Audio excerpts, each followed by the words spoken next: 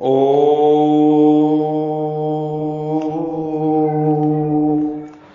क्षमता में कोई कमी नहीं, निर्भरता ने हमें कमजोर बना दिया है। पृथ्वी पर जीवन अबाध रूप से चलता रहे, इस आशा से मनुष्य सहित प्रत्येक जीव जंतु के लिए प्रकृति की दो व्यवस्थाएं हैं। वसुदेव सुतम देवम कंस चाडूर मर्दनम देवकी परमानंदनम कृष्णम वंदे जगत गुरु जगत गुरु जगत गुरु। प्रकृति की दो व्यवस्थाएं हैं, संतान उत्पत्ति का सिलसिला और बाहरी आक्रमण शक्तियों से बचाव के साधन। प्रत्येक जीव की भौतिक संरचना, उसका रंग रूप, आचरण, दूसरों से पेश आने के तौर तरीके वगैरह इस प्रकार निर्मित है कि वह चुनौतियों, खतरों और प्रतिकूल परिस्थितियों से निपट सके। इससे पूर्व की धूल का कण या कोई जीव आंख को नुकसान न पहुंचाए, बचाव में पलकें खुद ब खुद बंद हो जाती हैं। गिरगिट की रंग बदलने की प्रवृत्ति उसे शिकार बनाने वाले पक्षियों को भ्रमित करने के लिए है। पानी में ऑक्टोपस किसी आक्रामक जल जीवों के नजदीक फटकने पर लाल, पीले, भूरे, हरे रंग में तब्दील हो जाता है। जरा सी जगह में सिमट कर उसे चकमा देकर सुरक्षित रहता है। हड्डी तक सहजता से चबा डालने वाले लकड़बग्घे को देखकर तेंदुआ अपने शिकार को लेकर पेड़ पर चढ़ जाता है। चूंकि लकड़बग्घे के पैने, दांतों और जबड़ों की जबरदस्त ताकत को उसे ज्ञान होता है। शब्द मनुष्य से इतर प्रकृति की गोद में विचरण करते सभी जीव की कोई इंद्रियां इतनी सशक्त होती हैं कि पर्याप्त दूरी से वह शत्रु की मौजूदगी भाप जाता है और सुरक्षा का शिकार के यथोचित उपाय करता है। बिल्ली और कुत्ते मनुष्य के कई गुना बेहतर देख सुन सकते हैं। दृष्टि से अक्षम सांप की अक्सर लपलपाती जिह्वा सूंघने का कार्य करती है।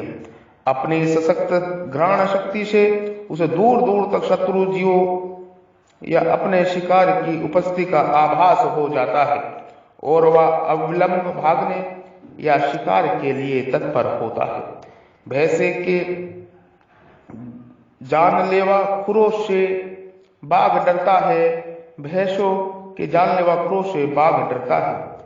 प्रकृति से दूरी बना लेने या अन्य कारणों का उदय इवोल्यूशन की चरणावर यात्रा में मनुष्य ही एकमात्र जीव है जिसके अंग प्रत्यंग इंद्रिया अन्य प्राणियों की भांति विकसित नहीं हुए हैं। इसकी भरपाई के लिए प्रकृति ने उसे अथाह समर्थपूर्ण मस्तिष्क दिया है। अपनी अदत्त बौद्धिक शक्ति के बूते उसने अन्य जीवों को वश में कर डाला है।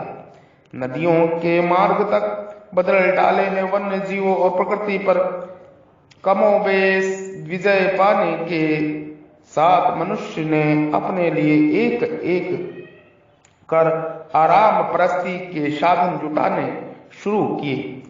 भरण पोषण आदि के लिए पेंशन या सुनिश्चित नियमित आय, मोटा बैंक बैलेंस, आवाजाही के लिए शानदार वाहन, अनेक वातानुकूल कमरे वाला सुसज्जित मकान और चिकित्सा खर्चों सहित कीमती आइटमों की बनी कवरेज, घर, ऑफिस में अमन चैन के लिए सुरक्षा कर्मियों की तैनाती आदि में चलते उसमें सुरक्षा भाव बैठ गया। अपने अंग प्रत्यंगों को गतिशील और पुख्ता रखने के लिए उसे जरूरत नहीं रही। वह शरीर से निष्क्रिय होता गया। सचेत न रहने की प्रवृत्ति से अभाव मन पर पड़ा। विचार की उर्वरता क्षीण हुई। अल्प बुद्धि से उसने मान लिया कि आज की भांति उसकी इंद्रिया वह अंग प्रत्यंग क्रियाशील रहेंगे। सतती और प्रजन आवश्यकता पड़ने पर साथ देते रहेंगे।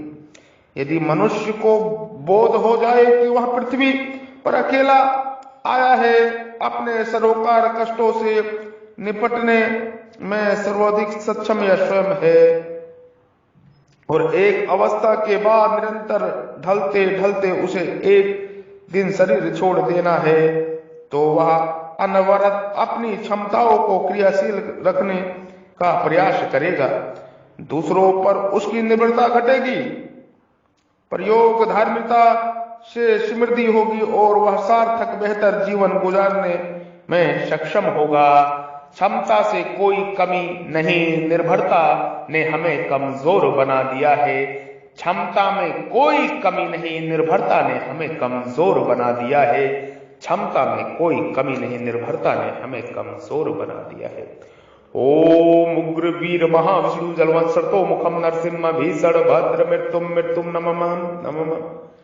ये ब्रह्म ज्ञान का समागम है, स्वयं के स्वरूप में स्वयं का दर्शन का सत्संग है, सत्य उपदेश है। आप इसको ध्यान से सुने, बार बार सुने। ये प्रत्येक वाणी स्वयं की शक्ति जागृत करने का, नित्य योग प्राप्ति का एक साधन है।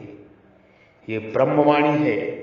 हम ब्रह्म ऋषि महर्षि आचार्य योगी श्री बद्री विशाल महात्मा अवध के संत आपको ये ब्रह्मवाणी दिव्य शब्दों का सत्संग उपदेश कर रहे हैं, समागम कर रहे हैं।